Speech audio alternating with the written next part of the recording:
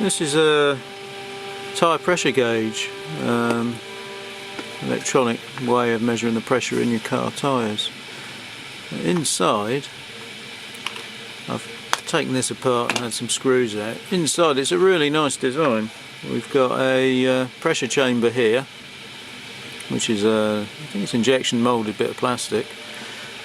So the air pressure from the tyre comes down into this chamber, and then it presses this button. There's a little airtight button here, and that's what turns the unit on. And also in the chamber is this pressure sensor here. So I'm going to have a look at that under the microscope. There's another chamber here, a nice little plastic moulding which holds the LCD on and also holds the battery here. Now, unfortunately this is broken. It doesn't seem to work for some reason, but doesn't really matter because I'm going to take it apart. Underneath here, you can just see it there, there's a die that's been bonded to the PCB. You can just see the epoxy under the LCD, so I'm going to take that off and we'll have a look under the microscope at that as well. So interesting little device. It's a very nice design with the plastic chambers and so on inside, and it sort of makes it serviceable as well. It's got a proper battery holder so you can replace the battery. And that's the oh, there's the switch. You can see underneath you've got the contacts there. And it's just a button. It's just a simple way of having the thing in a low power mode, and you just press the button, physical button, turn it on, and it runs for a while and then turns off again. Anyway, let's take it apart.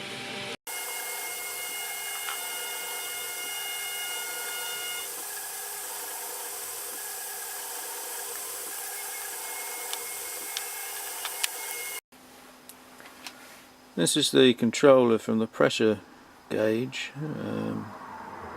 Not sure whether it's a microcontroller or dedicated logic. It's made in Idaho though.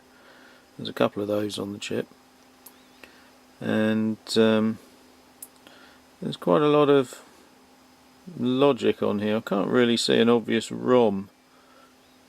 There's a few areas. It's an AMI chip from 1994, and again they're just making sure you know it's made in Idaho. It's yeah, difficult to tell. It could be a microcontroller. I mean, that looks like a large transistor there, but I can't see any sort of obvious ROM, RAM and then processing unit, so I'm wondering if it's a dedicated logic chip. The pressure sensor, unfortunately I reheated that and it melted. It turned out not to be a silicon chip. It's some form of metal chip. It looks to be just a strain gauge. It's got a bridge arrangement. That's on the Die Shots blog that I've got. That's the only picture I've got of it now. We'll just scan across this. Let's do it in some form of order. So there's quite a lot of pins on here. Not sure they were all connected to the PCB. It was difficult to tell. It was all underneath epoxy, so who knows. I burnt that off and the bond wires went. But yeah, I'm really not too sure whether this is a microcontroller or not. I haven't managed to find any data on the internet about an AMI chip that would do pressure sensors. I mean, that looks like logic there, so that could be a control unit, but it doesn't really seem to be anything that looks obviously like a large amount of ROM or RAM.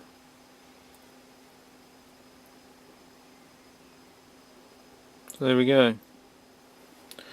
Made in Idaho by AMI, but what it is, not really too sure.